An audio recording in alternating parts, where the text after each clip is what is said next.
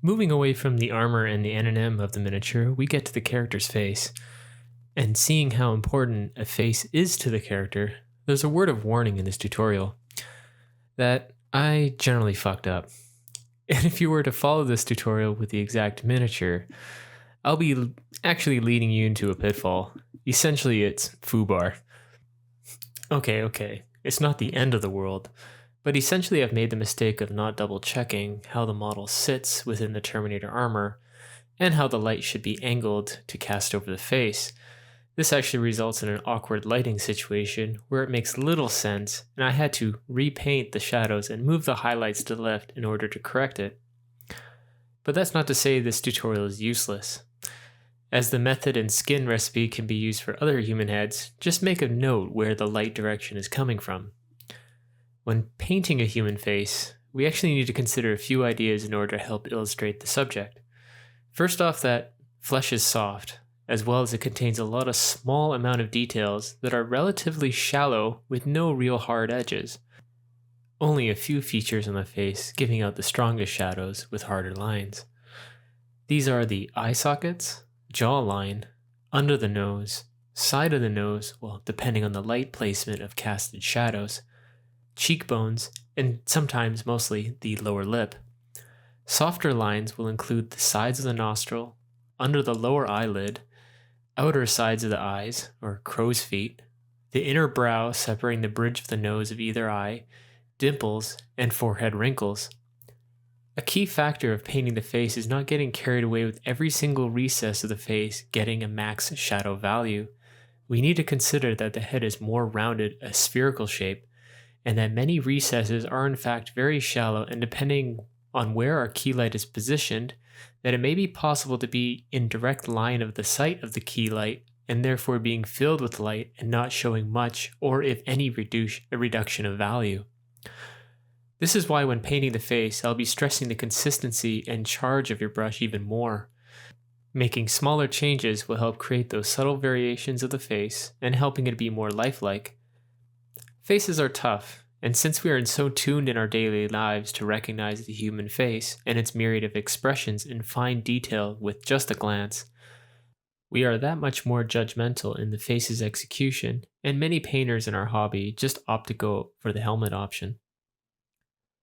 In this face, I placed the light coming from the upper right, creating classic 3/4 lighting that Rembrandt made famous.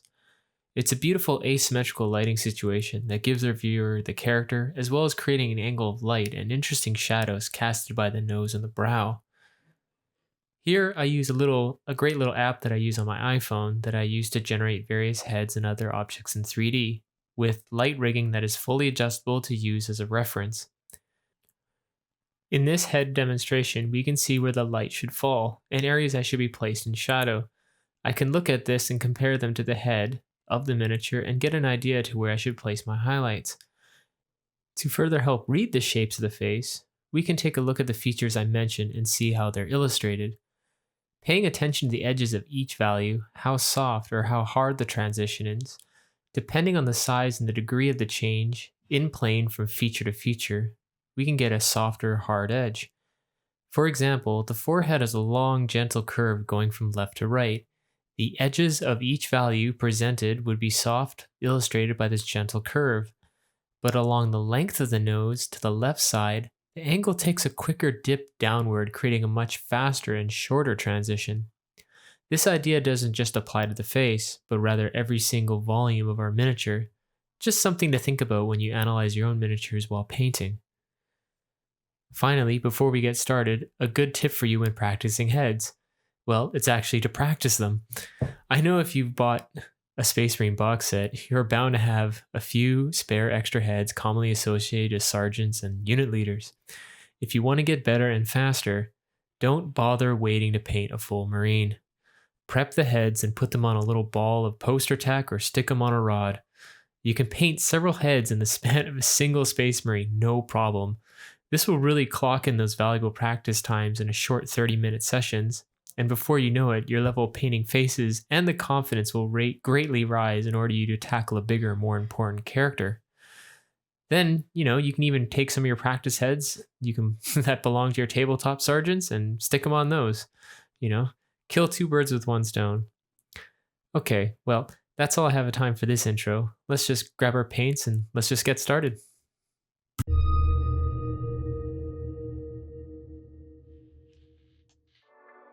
Okay, so starting off the skin, we should start off with the palette, what we use. So for the palette of the skin, our main colors are going to be our field green, our Kalahari orange, then our pink flesh, golden skin tone, and then white. As well as, since I'm showing the entire palette, you should know that even with my order, sometimes I'll be taking paints that were used in the entire project, according like red, like the reds and stuff like that, to add into the painting, which you'll see later. At the moment, I'm just mixing, I mix a lot of the field green just with a little bit of the orange just to make it a slightly bit warmer, and then adding some black again to adjust the value to make it a little bit darker, and just going to establish a base tone. When your paints are a little bit too thin, like I just showed there, sometimes, like, oh, that was way too thin, add a little bit of brown, just get a little bit warmer tones, just finding the right tone that's comfortable that I'm putting here. But I'm also adding it just to make the paint a little bit thicker, actually, because after putting down the first layer, I was like, ooh, this is really thin. It's gonna take me probably like 6 coats or more, just to get the opacity I want. I still want to keep it thin because, again, when I'm doing the face, it's a very shallow and more detail, and I want to paint it a little more delicately. But I don't want to do it to a level of like a competition standard. So, you're trying to hit that sweet spot where I don't mind spending a little bit extra time on the face, which I roughly take just over, I just take around almost an hour to paint the face.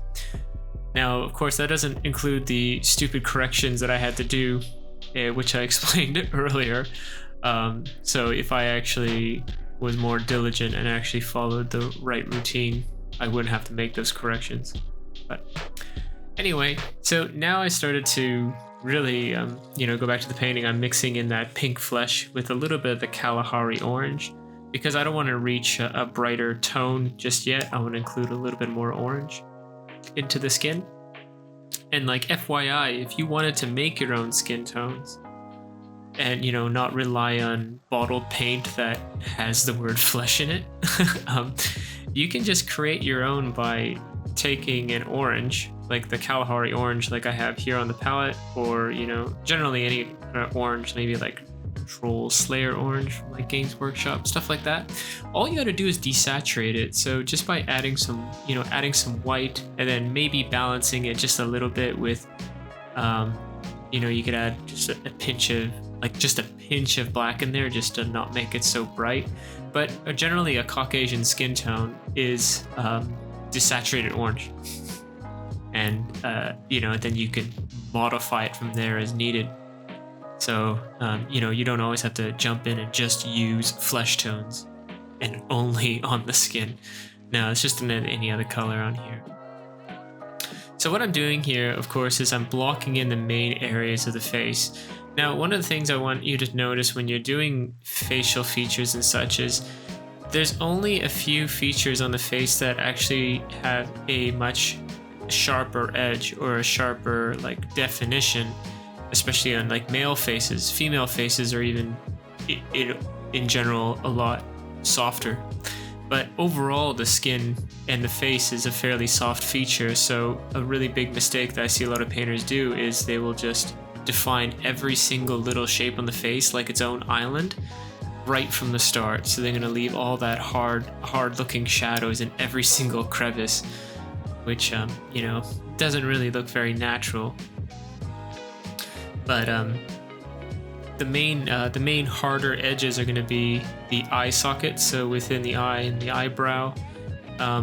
the nose, and depending on which side the light is on, the nose a lot of the time the nose will commonly cast a shadow onto the other side of the face.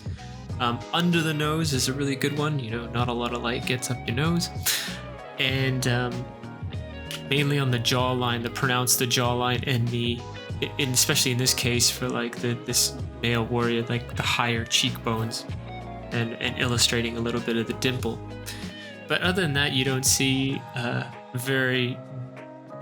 a lot of hard lines on the face, and that's a thing that we want to help illustrate. The other thing is about keeping the thinness of your paints in check.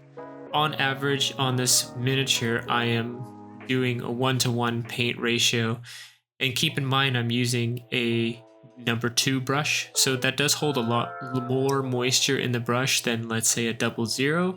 So whatever your paint mixture is on there, it's actually going to be a little bit thinner when it goes onto the model, is because of the size of the brush that I'm using.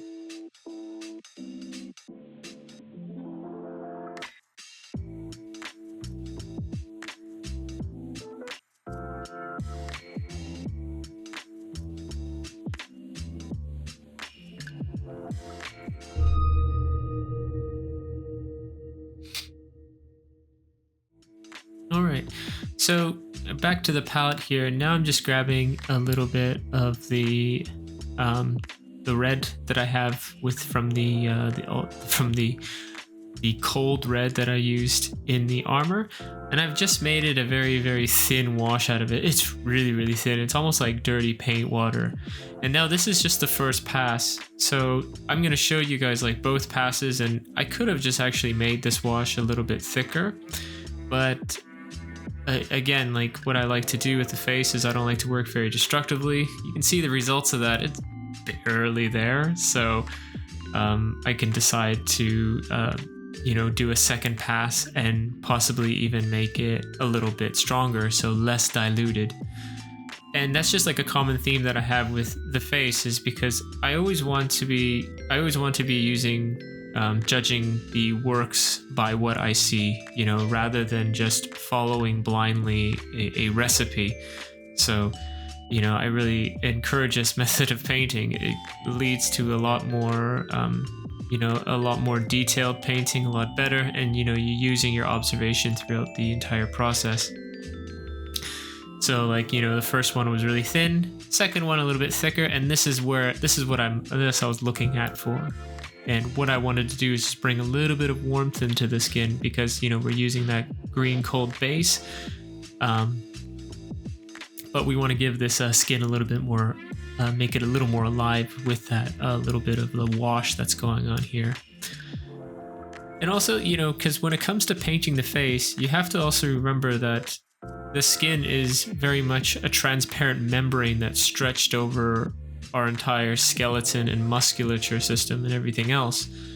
So by painting with thin paints and giving this transparency to everything and staining the skin, that in a sense kind of helps mimic the feel of skin just a little bit more. Because I don't want to be painting, doing the same methods of painting the armor than I do on the skin. Our face is not a piece of armor, so doing two different methods, switching up methods, I should say, and treating the face a little bit differently I think is just good practice, and it gives a different feel. So when our eyes are moving from the armor section into the face, for instance, we not only can just not just go by the sculpture of, oh, hey, here's a face, but also the feeling of the paint that we put on there and how the brush strokes and everything ties everything together to make the painting more believable. So of course, going back to like the colors, you can see I just raised the value a little bit more. So, we're just going by like layering right now. And this is when you can just start to pick out and leave a little bit of the previous layer in certain areas. So you're just building up these highlights. going up steadily. You also even notice like even my brush direction, if you notice, most of my brush direction is actually going towards the light. So you know how we place the light in this face is from the top right.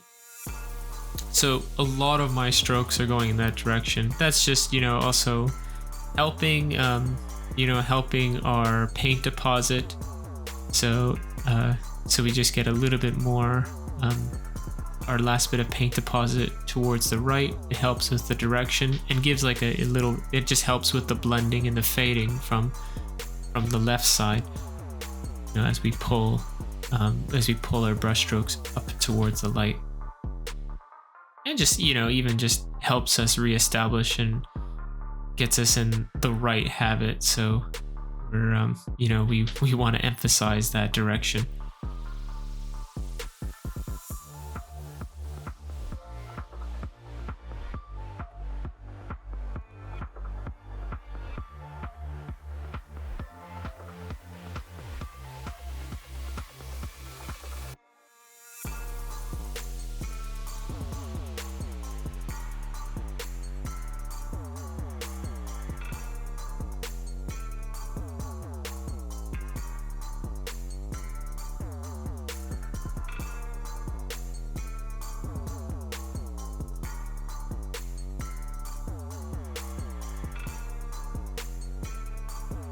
Now again, I'm just taking more of the field gray, adding more of that red into here. So now I'm just getting a darker desaturated red. See how the two complementaries, along with, you know, there's not a lot of green in that field gray, but you know, there is some green, but it kind of helps you know, desaturate the colors just a little bit by just keeping some more values in there. And now what I'm doing here is I'm just reinforcing more of the shadow side. So I'm just adding a little bit more red and warmth into there onto the right side. But you, of course, you know, if I just use straight red, it'd just be, I think that'd be a bit harsh. So, and again, you know, keeping my paint around approximately 1:1. Remember, again, I'm using that number 2. So the bigger belly will definitely add a little bit of extra dilution into the paint that is loaded in the brush. So if you were, you know, using a smaller brush, just keep that in mind, or just keep that in mind in terms of the size that you're using. And I'm applying this into the major parts of the left side of the face, and I will hit a little bit of the right side and into the eye sockets as well. So again, I'm still thinking fairly large areas of the face. You know, I'm not picking out the real defined features just yet. So I will kind of start separating the skin and the hairline, getting into the eye sockets, so we get a little more shadow in there before we tackle the eyes, and then the lower part, so you're getting a little more definition of the jaw and getting that high cheekbone, so it punches out a little bit more.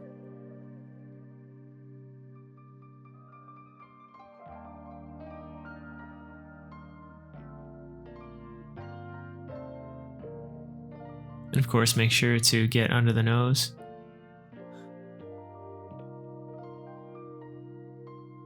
Getting a little bit of that wrinkle in there. Now you can start to see just a little bit. I'm starting to bring a little bit of definition of the smaller details into the face. And I'm using that deeper, that red shadowish color. But again, you can see actually how thin the paint is. To get those really, really thin lines, it also helps to really control the charge. If your brush is fully loaded in there, this is going to be really difficult. But the nice thing is, after you start, if you want to, like, sometimes when you're painting, if you're painting a large area, let's say, you know, I'm scribbling on the you know, filling in the larger area, that's depositing a lot more paint, and it's depleting your brush of pigment. When there's very little left in your brush, you can actually sometimes use that to your advantage and see very small areas that you want, like little thin lines or little bits of detail, and you can take advantage of like the brush that is barely has any more charge left, and you can get some very, very thin lines. kind of a cool little thing that you can do, like float around. Otherwise, you know, if you really want to go for a thin line, it's going to be your first pass. You know, do some due diligence and remove a lot of charge off your brush. Here I'm adding a few of like these wrinkles on the forehead, and I want them to be very faint. And they're not sculpted on, they're just, you know, just something to add a little bit of detail here. But keep in mind, see how I've only left them on the very, very far left and the far right of the face. You don't want to cut this wrinkle all the way through the highlight. Just like from like, you know, even from like lessons of like NNM and stuff, how I say, or just when you're painting armor and everything, you know, if there is a recess that is facing directly into the light, you know, that recess is not going to really show as a recess. It's going to be filled with the highlight. And this is like the same thing with the face, but even especially with the face has so many shallow features and wrinkles like that, including them. Really, we should only get a sign of a bit of a wrinkle that is very close to the left and the right, you know, just going from the mid-tone scaling into shadow. You know, that's where the light is fairly faint, you know, it's not very strong in those areas. And that's where you will be able to see those little changes in little detail changes and grooves within the skin.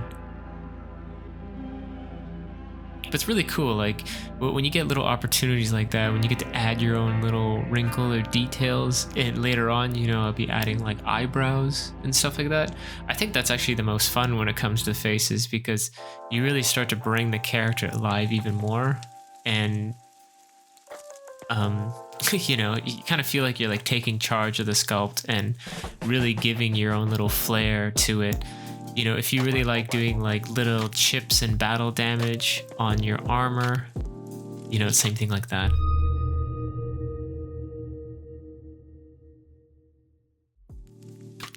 All right, let's bring a little more definition to the face in preparation, especially for doing the eyes and other things. So we're gonna take that red shadow color that we created and just add more black into here. Essentially, you're making like a chromatic black.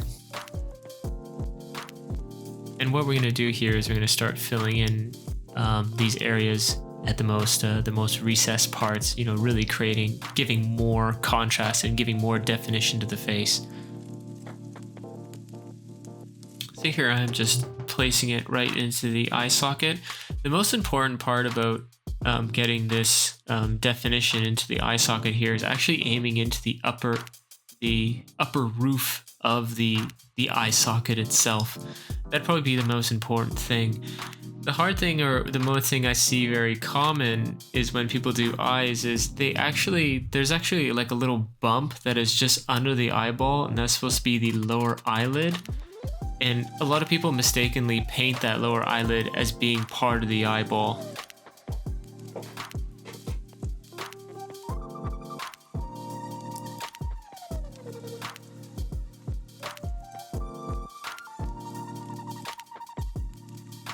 And as well, you can also get under the nose again. Yeah, bring a little more shadow into there.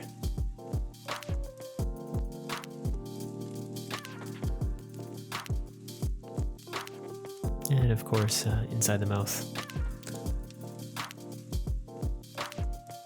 I do also paint over the teeth carefully. Later on, we will just pick those off.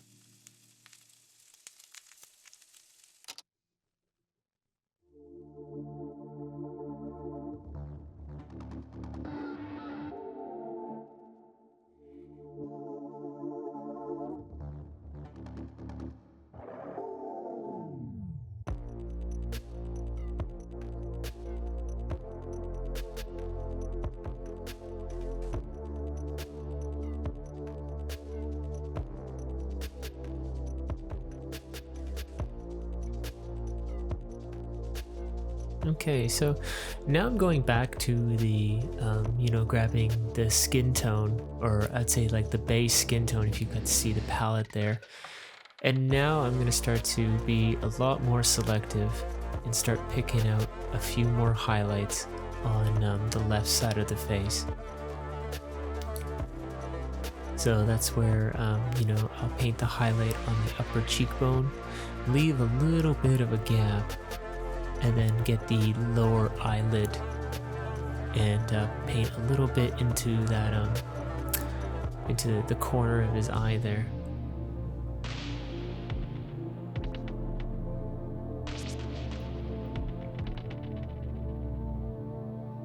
Then there's the, again, the lower eyelid on the right side.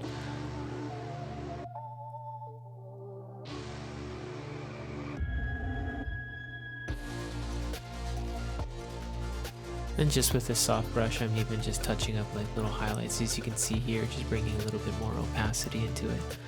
But again, like, the paint is so thin, and especially if you've seen my other tutorials, an easy equation that you have is, even with transparent paint, very diluted paint, the more consecutive layers you add on top of it will add both of its opacity, will bring up to be more opaque, and it will add a little more luminosity into your paint. So, just even with only a few values with very diluted paint, you can actually create quite a range of value, and that's a nice way that I can control it, especially on the face. This is where I started with the palette there. I started adding more golden skin tone to the highlight. Sometimes watch out for little hairs and dust.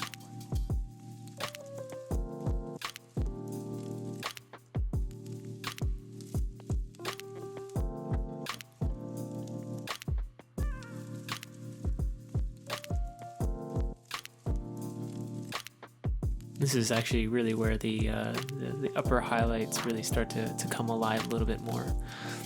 Now, depending on how you're aiming the light, now I'm aiming the light is coming more from the a 3/4 lighting, more the top right. Where I'm putting the max highlight, when you especially get around to the nose, it's not actually the tip of the nose that's forward, it's actually more upper, like hugging into the bridge and the right corner of the eye. This just gives it a little bit more of a direction. It's going to the right. And still it goes on the tip of the nose there, but really you can kind of see that I've given a little bit of a larger highlight that's on the upper part of the bridge, but I don't want to slot it into that recess there. So because I do want to illustrate a little bit of that indent in the bridge. And again, now I'm painting on the left side. You're painting towards the light, so really the only little bit of highlight that gets is to that closest point on the left side of the face that's closest towards our light source. And where the left side of the nose, we want to leave it in shadow because, well, the nose casts a shadow upon the rest of the face.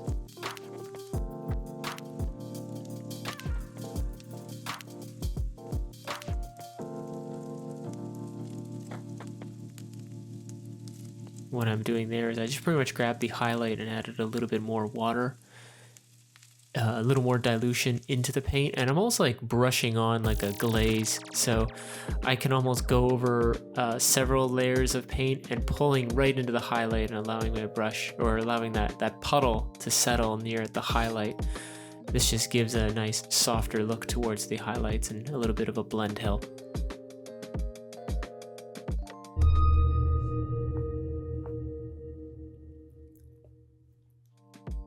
All right, now let's get towards the eyes. Now the eyes are going to be pretty simple, but we're going to create a few colors on here. So again, we're going to use more of our chromatic black, and I'm probably going to use a little bit more black than usual. And for the white, we don't want to use a pure white in the eye. Anything but. That would be very strong contrasting, and how I said with the principle of the face, we wanted to have a little more of soft features. So instead of using pure white in the eye, I added a little bit of black so we can just make an off-white, like a very, very light gray. Now, optional, if you've done the prep and you haven't gotten any paint or anything on the values in the eye, you know, you don't have to dot the eyeball again with the black, but I'm doing it here. I think I got, when I was doing the little bit of the final, kind of like that, my little glaze of our highlight to tie it in, I got a little bit in the eyes, so just getting some black into the eye itself.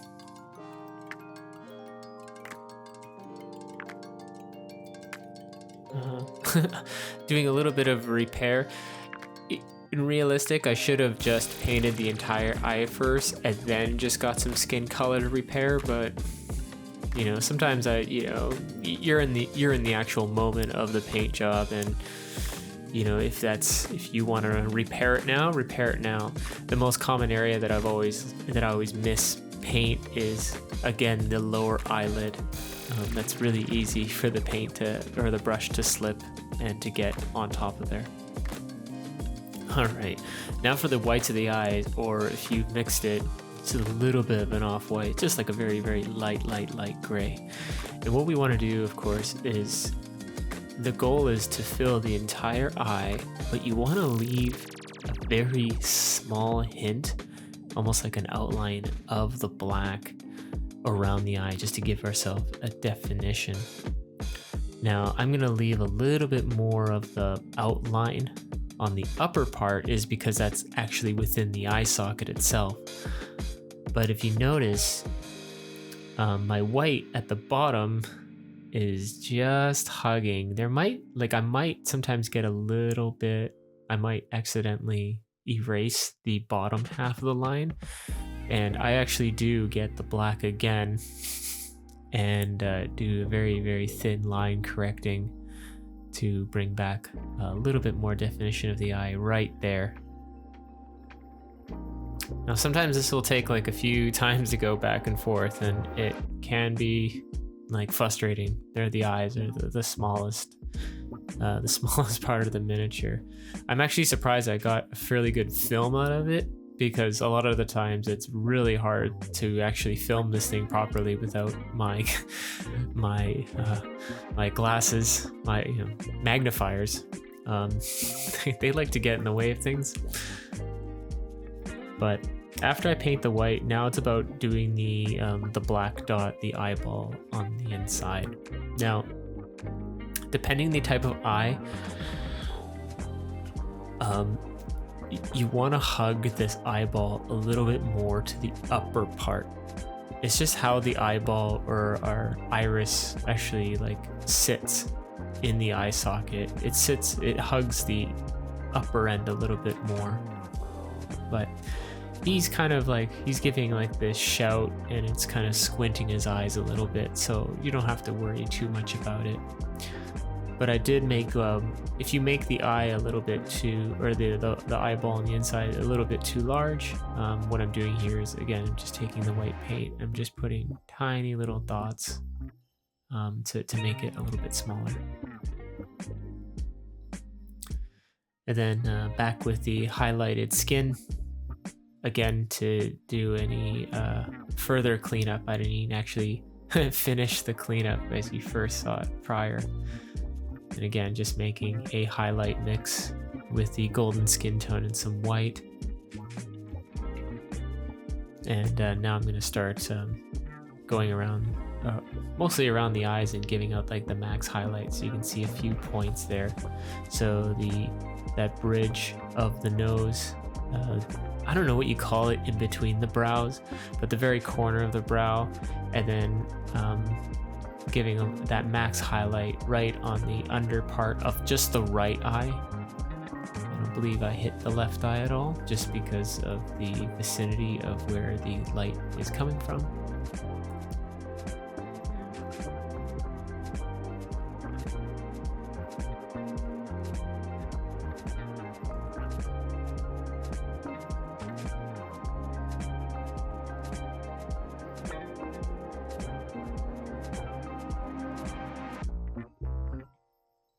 But again, just try to be sparing on here.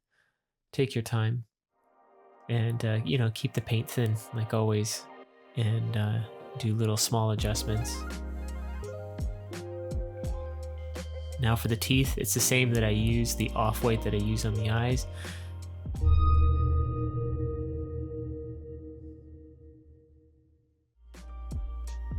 There wasn't much to the teeth, it's just a few dots.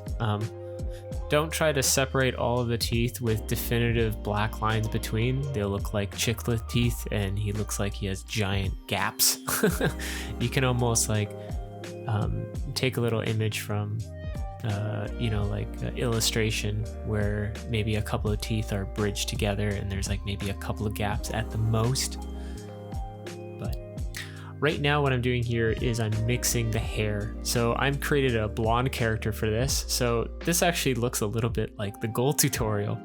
Hint, hint. His hair is fairly close to, the very similar to the colors that I use for the golden NM.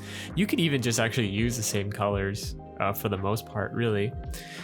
But the main part of the idea here is about keeping those strokes nice, small, and compact. I'm running the brush very vertically, so they're just like vertical, they're very vertical, thin vertical strokes that are almost placed, that kind of like you almost look like they're placed like stippling, but using a little bit of the length of the brush. So I'm just using the tip and just a little bit of the side of the tip just to give yourself a little bit of a vertical little hit, and placing them in there. And just like the gold and with the colors that we use with the Sahara, I put down the Sahara yellow, mixing it with the brown and the green. And after we get the base mix of that Sahara yellow, then you can just add a little bit. Then you can just start adding like white progressively, or a tenor yellow, just to get progressively lighter values. And also note when you're highlighting the eyebrows here, I'm actually hugging the bottom end of the eyebrow. This is just so that I have a definitive line or a little bit of separation in the object. So I get the eye socket separating the bottom half, and then the top half is like a little bit of the darker hair color, or else it won't really appear.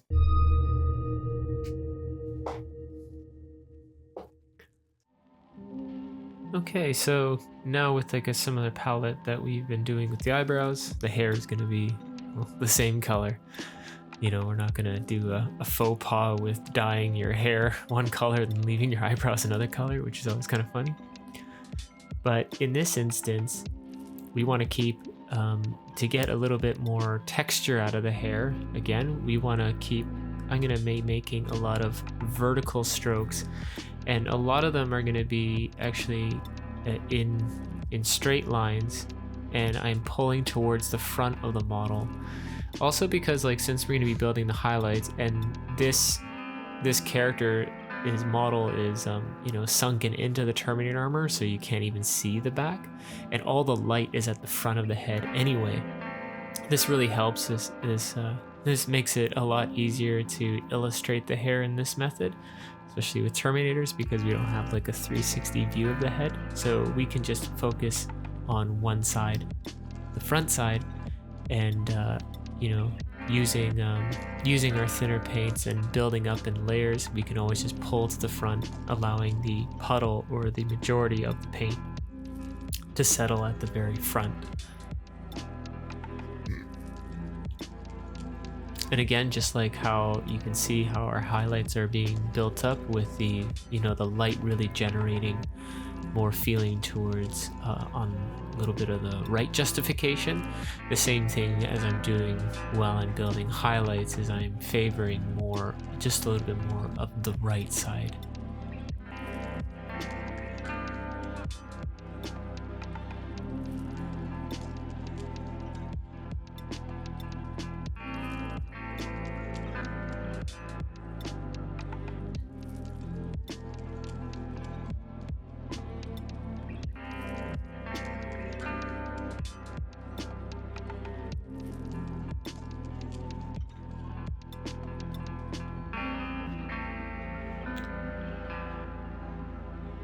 Yeah, you can even see like the small little stippling strokes that I'm using as I'm going higher and higher. For the most part it gets filled in, but leaving just little, trying to leave small gaps in between a few hairlines will just break up the surface. And again, keeping those keeping our highlights fairly small. As well as we're building up this last highlight on the right side here, you'll also be able to see I'm going to add a few touches just to the left side. More of just a bit of like a rebounding, and we also have to consider that actually our hair is actually a bit shiny. It's got a bit of a shine to the strands itself, so it might catch the odd hair just on the left side, just to give a bit of a hint of light being reflected possibly from his armor and such.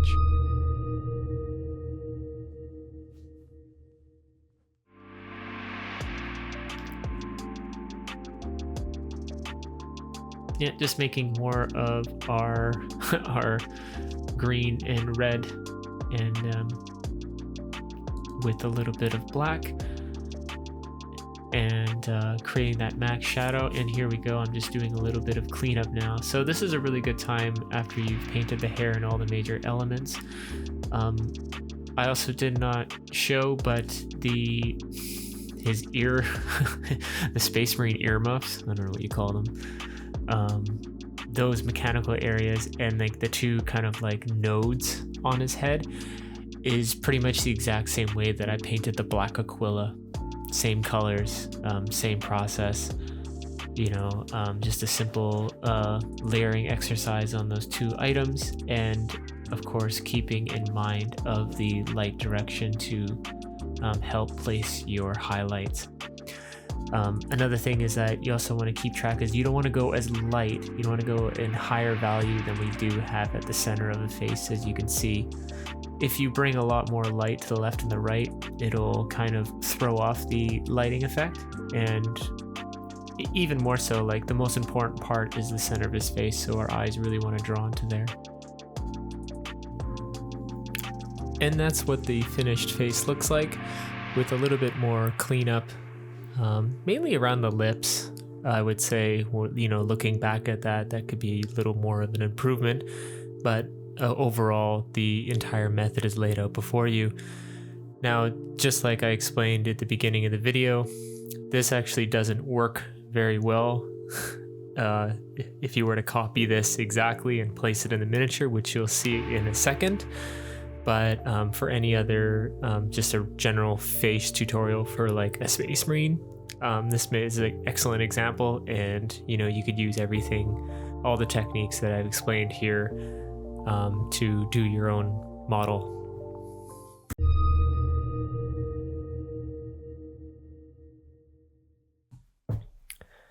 Okay, so now we're going to get into a little bit of a comparison between these two stages.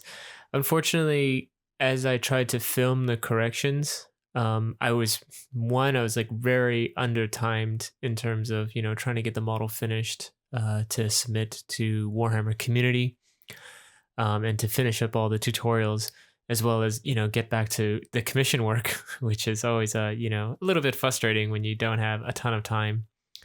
So the filming of it didn't really turn out very well. The head was it's pretty recessed into there, so it didn't really give me a lot of good angles to paint, and it's actually going over time budget. So I had to try to do it as best I can. It was very hard to get the angles down, but I thought it'd be a good exercise to compare the two and to kind of explain how I approach the corrections, and what to look forward to, and how to avoid these mistakes for your miniatures. So the one on the left is again, it's going to be the one that we just left off, and I've just glued it in and pushed it in. The one on the right, of course, is after we've made the corrections. So right off the bat, we can kind of see right away, we can definitely take a look at the highlight points and where the focal points of each of the one on the left compared to the one on the right. Now, from a first-hand glance when you're looking at a photograph like you are here or the video, it may not look so bad. But the thing is that when you're holding it in the hand, and actually as we turn the miniature around, we actually get more depth, even more depth and information into there. And the reason why the one doesn't work, the original take doesn't work very well, is actually since the head is recessed into the body, the cowl that is over top there, the overarching part of the armor, would actually cover a lot of, will bring not so much highlight there, simply because it will block some of the light, as well as how the model is facing and how it's standing. There should be actually more light onto the left side, just because of where the light actually can come from, in a sense that the original lighting pattern that I did, the 3/4 lighting, the light is too far to the right and up, to the point where, again, like that would actually, if I actually position the light there and I had the model mounted in the model as I was painting it, there's a lot of that would actually be hidden, hidden from light, just due to the cowl covering and casting more of a shadow. As well as, again, like on the left side of the face, there's a lot more openness to the model itself. So, by increasing the highlight, we have to like move it around a little bit. So, and then comparing that to the finished product, as you can see that the brightest point of the highlight is actually over his left eye and not his right. So I moved it over a little bit, just from the from the right to the left. And how you actually get about doing that? The easiest way without damaging the model and while still keeping a lot of the finish is going to be a lot more thin layers, like almost like glazing over the top. So to increase the light, I would grab our highlight, our brightest value before we get to like the max value highlights, and just start carefully laying it over the left side and you want to bring more light into the left. Then what you can do is I did a very similar technique to bridging. So if you watch the bridging tutorial, you take the in between the half tones, and that's also like on the palette. So our green, our little bit of green mixed with the pink flesh to give that tone, and I start to use that again with a very, very thin layer transparency, and start introducing that in between, that transition, and start blending it through. The nice thing is when you're doing the nice part about doing these corrections, nice part, quote unquote, is that since the values of the face are already placed, and there's a lot of color to work with already, it's actually just working with very transparent layers and just cleaning up a few areas.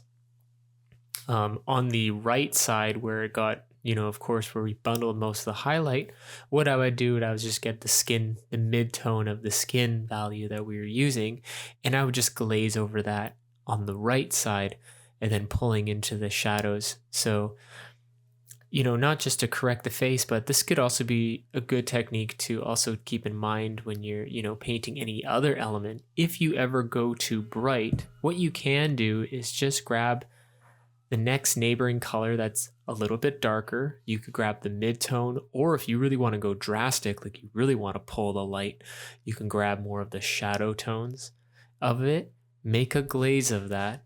So you're going to mix 4 to 6 parts water to 1 part paint, and you can slowly put glazing layers on top to knock the value down. You're still going to keep the overall amount of the color pigment in your work, but we want to reduce it. There is you can also, I do this more for metals. So if you're doing metallics, like doing the N&M gold or a silver, and you're pulling in, you want to make something that's a lot darker and into more shadow, you can even glaze with black. It's just, especially when you get towards the face, I want to keep a little more color, a little more richness into the face. Like I was saying before, like I like to treat the skin as a transparent, like a membrane. And a lot of the skin looks very much like it's very staining, right? Because we want to, we're getting all the blood vessels and everything else in there. So, and using black could be very, very harsh. So, I tend to avoid using just like pure black glaze on the skin. I'd rather, like, if anything, I think after glazing the mid-tone onto the right side to pull those highlights down, then I could grab the shadow mix where you saw me grabbing the cold red and the field green mixed together, getting that darker red with possibly a pinch of black just to lower down the value like I did before, but make that into a glaze and glaze that down onto the very shadow ends of each of the skin. And then after, moving the overall value, after you've adjusted the general value of everything, then I can go back and I can start carving out a little bit of the detail. So you can see I've reestablished on the left side under the cheekbone and the jawline, and then a little bit of just a little bit of shadow, especially around the nostril. That little corner of each nostril gets a little bit of shadow in there, and a little bit of definition of the nose, but nothing like super deep. You can really see, like, the good thing is to really take a look at the various values of the face to get yourself an idea. And you really want to establish, a lot of the softer details. So like the cheeks that that run along, and then we have like little gaps or little ridges of the bridge of the nose and the brow and stuff, but they're not nearly as dark and a lot deep and defined as, say, the cheekbone, or like under the nose, or in the eye socket, for instance. So moving those things over is definitely a bit of a pain in the butt, but it is, I think it does really make the difference between, if you see from the left and the right. I find it's a bit of like a night and day. And of course, you want to line up everything else like we did prior. So I had to bring a little more light into the earmuff, or the earpiece of the left side. I didn't actually touch the right side because, since the head is so recessed inwards and the cowl kind of covers most of it, it naturally actually just looks darker too. Like, you don't have to do much, allowing a bit of the miniature to do some of the work there for you. Some of the lifting for you was kind of a relief. So all I had to do is bring a little bit more light onto the left earmuff, as well as the hair. So you can see I had to redo the hairline on the left side, bring more light, more value into the left side. Onto the right, actually really didn't have to touch much because, again, it's pretty much covered almost entirely by the armored cowl, and it doesn't get a lot of light. So again, kind of works to my advantage there. The other parts I had to repaint completely is actually the eyebrows. So when I was doing the readjustment of moving that highlight from the right to the left side of the face and re-highlighting around the eye and such, I just had to I had to just kind of forget about the eyebrows. I just painted over them because I'm like, that's a little too finicky, way too finicky to do adjustments. And then it was just a lot easier actually just to kind of stain over them. You got, like, as through the process, I kind of got to see ghosting of where the eyebrows were, which is not bad. Actually, it kind of gave me a guide to where I repaint the eyebrows to make sure they're right in the spot, and it worked out pretty well. The only thing that I actually didn't have much time for, and I lost a little bit of resolution, which I'm a bit disappointed. Maybe I could just go back probably now, afterthought, like I could always go back and add a little bit of that detail, was the little bit of the forehead wrinkle in the sculpt. So in the finished product is the face is a bit smoother, and this was just due for me of moving, and of course a little bit of time restraint. I didn't have enough time to just go back and do everything. But if you are going to do those forehead wrinkles, just watch out the ones on the left, since the highlight is hovering just off the left eye, more towards the center of the face, but just above the inner part of the left eye. Watch out, because if you put any wrinkles on the left side like we did prior, they would look a lot stronger, because like you're also painting these grooves, these details right where the light is. So if you were to see wrinkles on the left side according to this value, you know those wrinkles are pretty deep. So just be mindful of that. I'd probably, if anything, will maybe I'll do a little touch up if I feel like it. Doing a little bit of a wrinkle lines like I did prior would be more favored on the right side, just because it's going into shadow, and any type of like those kind of like very shallow details that are on the edge of the light on a surface that's curved, that's changing and curving into shadow, that's where you're going to see those to be the most prominent, where if these slight wrinkles that are facing directly right into the light, unless they're extremely deep, they're not going to really show. They're hardly going to show up at all. So yeah, even though with a few mistakes, but I'm still happy to share the work with you guys, and also to be honest on like what worked and what didn't. And if anything, one of the things that could help you guys is, when you are doing your own miniatures, and especially when you're doing characters and you are painting with sub-assemblies, is to really take that extra time, especially when it comes to the face in particular, to mount the model in and really get that line up so everything is okay. When I painted the left side of the sword, when we get to the sword in the tutorial, I learned this right away, and I'm like, no, I'm not going to make the same mistake again. So when I mounted the sword, I took a few reference photos for myself, so I knew the angle and how the sword sits into its final position. So when I'm painting it off the model, I don't make the dumb mistake like I did with the head, and then putting the sword back on, or the sword arm back on, and then you're scratching your head. You're like, wow, I just placed the light completely in the wrong spot again, and kind of ruin the painting. So when you get an opportunity to paint the head, maybe this model, do a test fit. If anything, like I said, just take a test fit, take a quick picture, just so you're lining up all your eggs in one basket. Knock it down so you don't get stressed while you finally mount the model in, and notice that you placed it in the round spot. As well as don't skip a test fit and just glue it right away. That's another really dumb one that I did, and a little bit of a shake my head moment, but hey, it's definitely gonna live in my memory, and I'm gonna learn from it. So hopefully I don't make the same mistake again.